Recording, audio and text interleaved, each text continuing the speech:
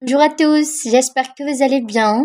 Aujourd'hui, nous allons apprendre un temps très important en anglais sur le présent continu. Ok? En anglais, on dit le présent present continuous. Repeat, present continuous. Present continuous. C'est le présent continu. Ok? Continu. Present continue. Repeat. C'est un temps facile à comprendre et je vais tout vous expliquer étape par étape avec des exemples simples. Alors, écoutez bien et suivez-moi, d'accord? Le présent continu est utilisé pourquoi? Pourquoi on utilise le présent continu? Ok? Pourquoi? Pour décrire ou bien pour parler d'une action qui est en train de se produire en ce moment même. D'une action qui est en train de se produire en ce moment même. Ok? Par exemple, je suis en train de vous parler maintenant. Je suis en train de vous parler. Qu'est-ce que je vais dire? I'm speaking to you. Am. Ok, je vais réécrire ici. Regarde. On va prendre l'exemple. Je suis. Quoi? En train. Je suis en train de quoi? De vous parler. De vous parler. C'est bon. Désolée, je suis en train de vous parler. D'accord.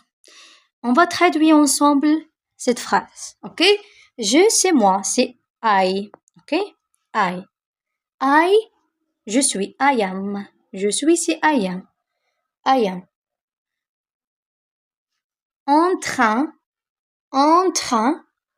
de vous parler. Speaking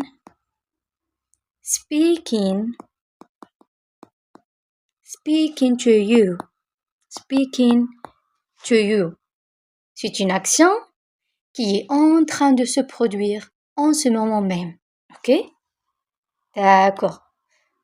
On peut utiliser aussi le présent continu avec quoi?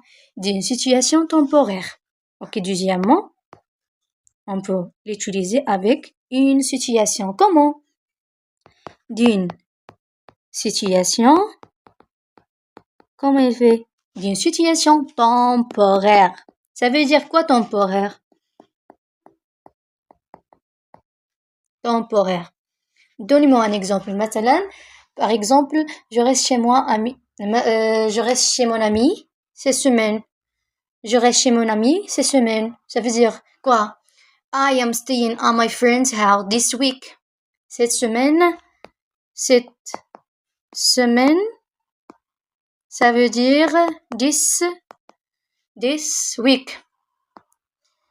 This week, c'est un mot-clé de présent continu. Cela signifie que c'est temporaire, pas permanent. Temporairement, je vais rester chez mon ami cette semaine. Ok? C'est ça ce que veut dire d'une situation temporaire. Ok? Troisièmement, on peut utiliser aussi avec quoi? On peut utiliser aussi d'un plan.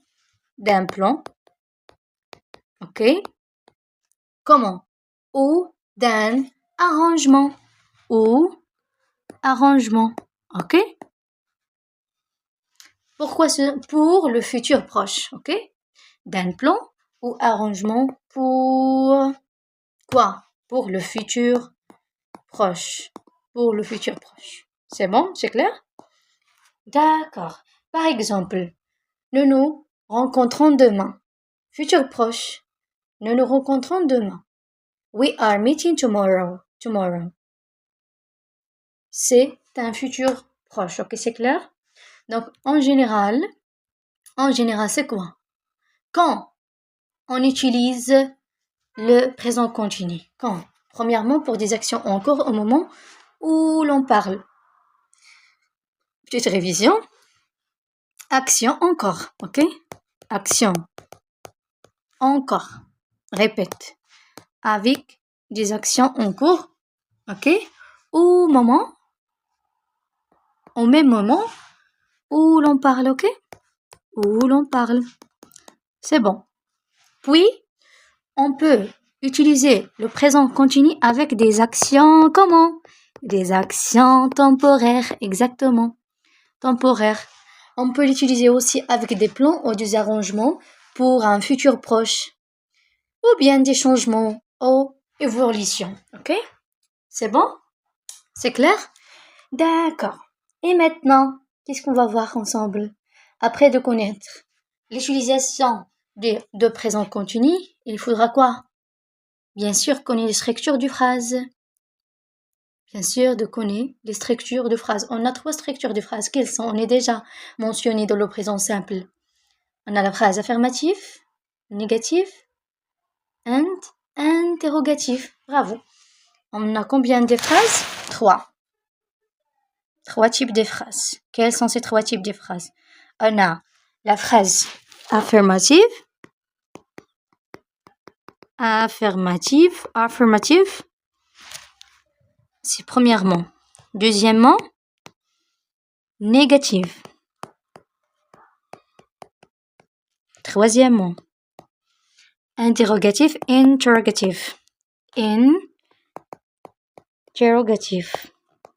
Interrogative. Toujours l'affirmative, c'est positif, confirme, négatif. Et interrogatif pose des questions, ok?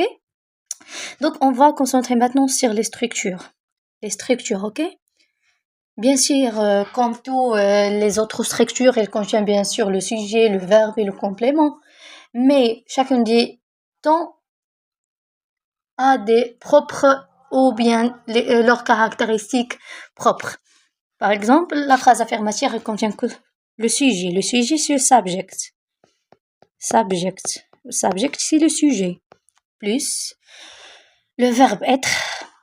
Le verbe être en anglais, ça veut dire I am, you are, he is, she is, it is, we are, you are, they are. On va ajouter que ce soit am. Si on a le sujet je, I am. Ou bien is si on a la troisième personne du singulier. Are si on a nous, vous, they, il. Ok? Am ou bien is ou bien un, c'est l'auxiliaire. Plus quoi? Le verbe principal. Verbe principal plus ing à la verbe principal, ok? On va mettre ing plus le complément de la phrase, complément, ok? Complément. C'est la phrase affirmative. Pour la phrase négative, presque la même, ok?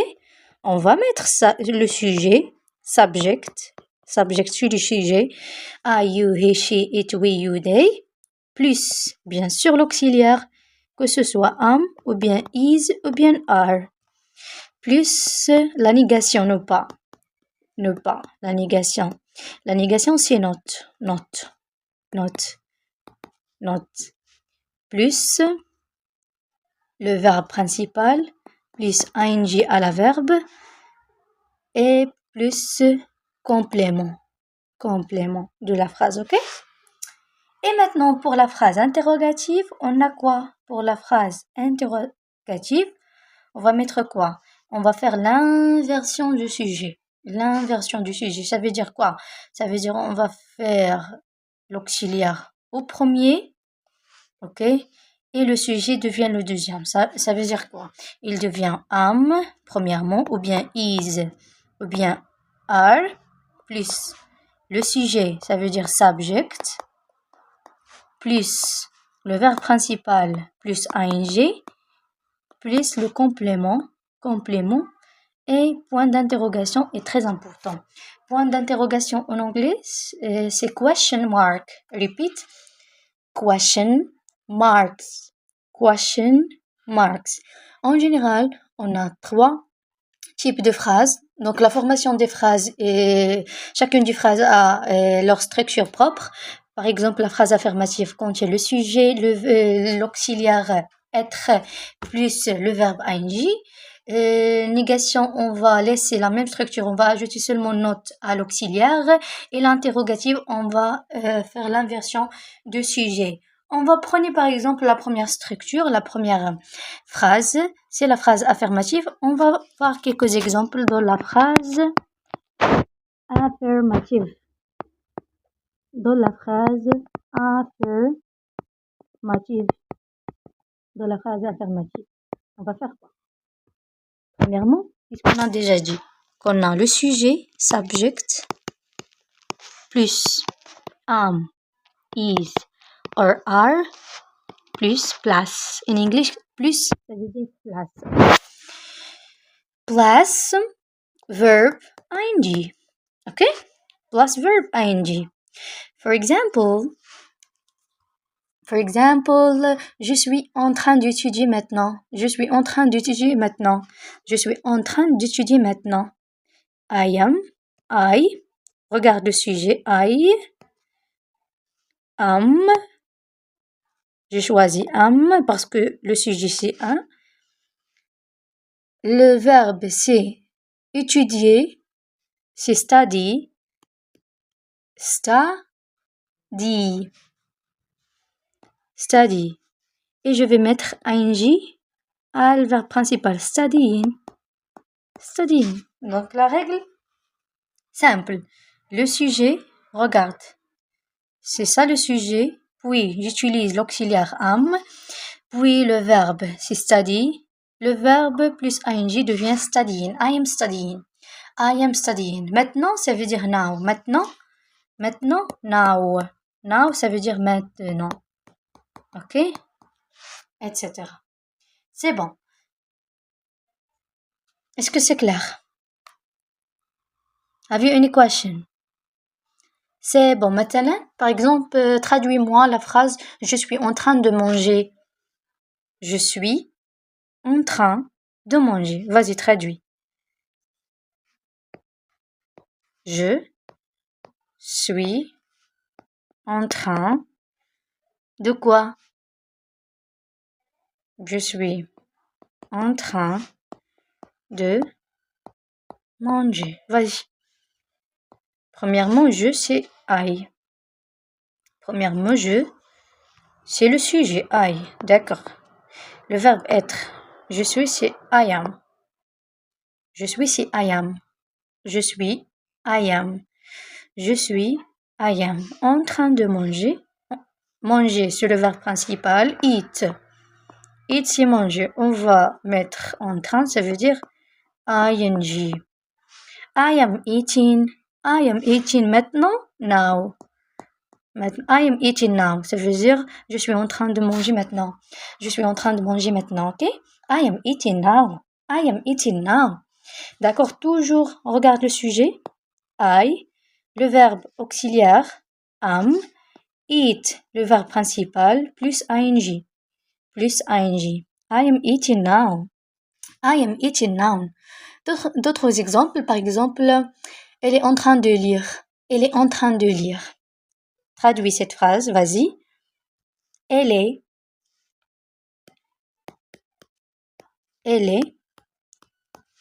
en train de quoi? Elle est en train de lire. Je veux dans le verbe principal ici, c'est lire. Lire, ça veut dire read. Read. Vas-y, conjugue le verbe read. Donc, qu'est-ce que je vais faire? Tout simplement, qu'est-ce que je vais? Je vais traduire il, c'est she, ok? She. Et c'est is, she is, parce que la troisième personne du singulier, on met is. Pour il du masculin et du féminin, on va mettre is. Et aussi avec les objets singuliers, les animaux, ok? She is, le verbe principal read plus ing. She is reading. Elle est en train de lire. She is reading. Ok? C'est bon? Dernier exemple. Par exemple, ils sont en train de jouer. Ils, du pluriel. Ils sont en train de jouer. Le verbe principal aussi, c'est jouer. Jouer, ça veut dire play. Play. C'est bon. Donc, vas-y, traduis. Premier mot, il. Il, ça donne quoi? Il, c'est they. They. Donc, they, on va mettre are. Are, parce que pluriel. They are. They are. Le verbe principal, play. Play plus ing. Devient quoi? They are playing. They are playing. They are playing. Est-ce que c'est clair? On va prendre même exemple. They are playing. On va les transformer à la phrase négative.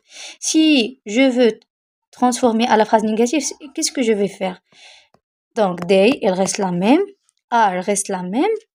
Mais on va ajouter la négation ici, ne pas. Donc, devient quoi? Not. Et le reste, playing. Qu'est-ce qui se passe? Rien. On ajoute seulement not entre le verbe principal et l'auxiliaire. They are not playing. They are not playing. Par exemple, she is reading. She is reading. Si je veux les transformer à la phrase négative, qu'est-ce que je vais dire? She is. Je vais mettre la négation ici.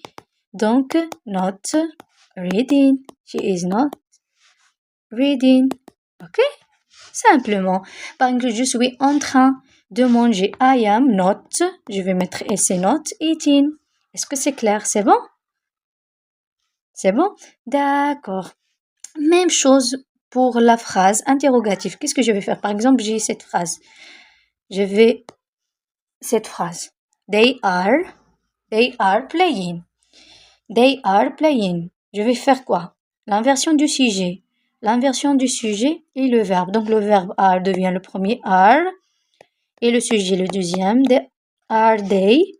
Et le verbe principal plus ing. Playing. Et très important, point d'interrogation. Est-ce que c'est clair? Are they playing? Are they playing? C'est bon?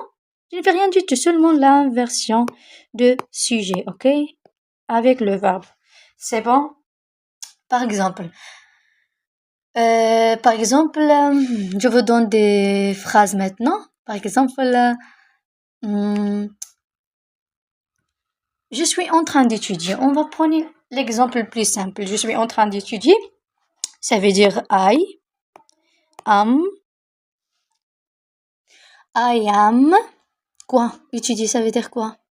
Study. Ça veut dire le verbe principal, study. Mais on va mettre ing, ok? Study. I am study. I am studying, ok. Si je veux transformer cette phrase positive, ça veut dire affirmative, à la phrase interrogative, je vais faire quoi? Tout simplement, l'inversion du sujet. Le sujet devient le premier. Désolé, le sujet devient deuxième et l'auxiliaire devient le premier, ok?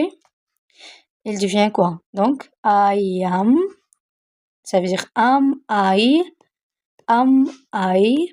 studying? Et n'oubliez pas le point d'interrogation, ok? Am I studying? Par exemple, si je veux même phrase, mais avec la troisième personne du singulier. Par exemple, she is, elle est en train d'étudier. Elle est en train d'étudier. She is studying. She is studying. Transformez cette phrase, vas-y. Transformez cette phrase en une phrase interrogative. Interrogative, attention. Une phrase interrogative, point d'interrogation. Faire l'inversion du sujet avec le verbe. Ça va donc quoi? Is, donc 1, 2, 3. L'auxiliaire, c'est le numéro 2, devient le premier. Ok? Et le premier devient le deuxième. Donc, is she studying? Is she studying? Is she studying? Ok. Donc, pour cette question, peut-être la réponse oui ou bien non. Peut-être la réponse oui, ça veut dire yes, ou bien non, no, ok? No. Si la réponse par oui, ça veut dire yes. On va yes. Is she studying? Est-ce qu'elle est en train d'étudier maintenant? Yes. she is studying. Yes, she is studying. Je le transformer encore à la phrase négative, seulement à la phrase négative. Je vais faire l'inversion encore du sujet avec le verbe. Yes, she is studying, ok? Mais si la réponse est négative, ça veut dire quoi? Je vais faire la phrase no, she is not, non pas, studying, ok? C'est clair? Par exemple, je vous donne d'autres exemples. Are you playing? Are you playing? Si je veux répondre par oui, ça va donner quoi? Oui. Yes. Yes. Yes. Demande pour toi. Ça veut dire, je vais répondre, moi. Are you playing? Yes, I am playing. Yes, I am playing. Oui, je suis en train de jouer. Yes, I am playing. Si par exemple, je vais changer SU par d'autres sujets qui est par exemple they, ils, they. Are they playing? Donc la réponse, ça va être yes, yes. On va changer seulement le sujet. Yes, they are. Yes, they are playing. Si la réponse est non, no, they are not. La négation, playing, etc. Ok? Mais attention, une information très importante. Par exemple, they are, c'est égal, they are not. Par exemple, they are not égale aren't, apostrophe T, aren't, ok? Is not, c'est égal isn't, ok? Est-ce que c'est clair? J'espère ça va être clair, Inch'Allah, ok? Mais une information très importante, il faut l'apprendre. Donc, quels sont les indicateurs qui nous permettent d'identifier le présent continu et le différencier avec le présent simple? Quels sont les mots-clés de présent continu? Il faut qu'on ait bien les mots comme now. Ça veut dire quoi now?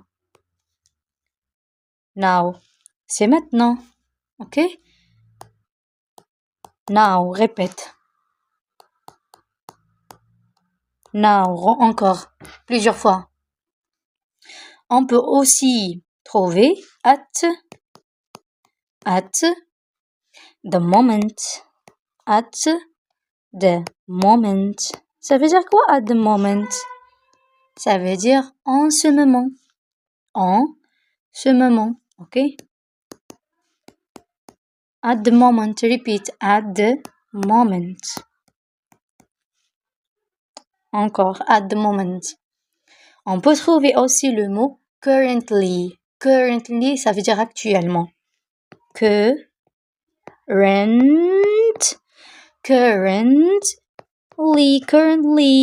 Ça veut dire currently, actuellement.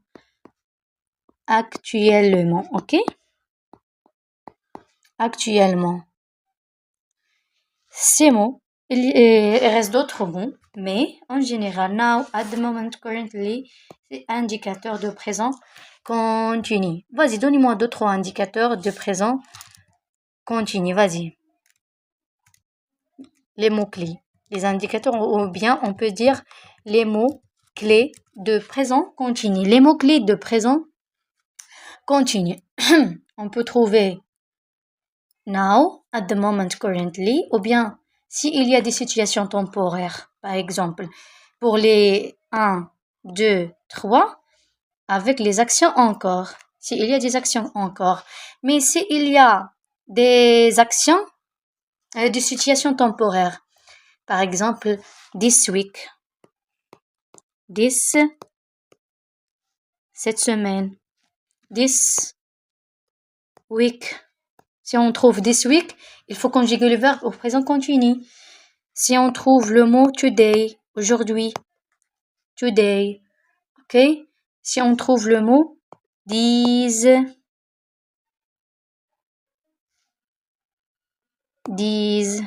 c'est le pluriel de 10. Ok? Ces jours. These, par exemple, these day, ces jours, ok? Sont des actions temporaires. This, today, these, ok? Ou bien lorsqu'il y a un futur proche, on peut trouver les mots comme next, prochaine, ok? Next ou bien demain, tomorrow, ok? Et lorsqu'il y a des changements ou évolutions, on peut trouver getting, or becoming, ok?